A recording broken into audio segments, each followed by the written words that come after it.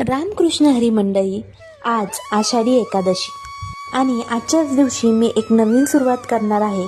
ते काय मी पुढे सांगतेच, पण त्या अगोदर ना आज एकादशी निमित्ताने ना छान असं माझ्या विठ्ठल रुक्मिणीचं ना राज्याभिषेक करून आणि सगळ्या देवांना न्हाणून देवपूजा केली.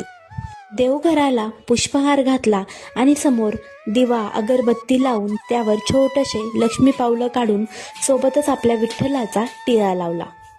त्यानंतर स्वामी महाराजांचा राज्याभिषेक केला आणि स्वामी महाराजांना पण दिवा लावला.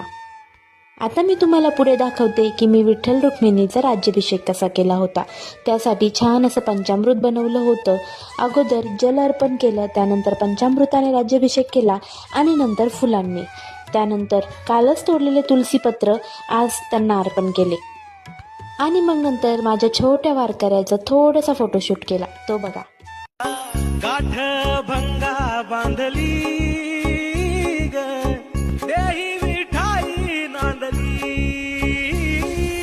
विठूचा गजर हरिनामाचा झेंडा रोविला, विठूचा गजर हरिनामाचा झेंडा रोविला, वाळवंटी चंद्रभागच्या काठी डाव मांडिला, वाळवंटी चंद्रभागच्या काठी डाव मांडिला, विठूचा नामाचा झेंडा रोविला, वाळवंटी चंद्रभागच्या काठी डाव मांडिला.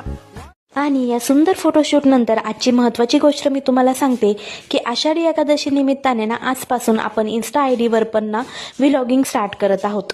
ज्याप्रमाणे यूट्यूब चॅनलला तुम्ही सपोर्ट दाखवताय त्याचप्रमाणे इन्स्टा ID ला पण दाखवा आणि एक फॉलो करायला विसरू नका. बाय.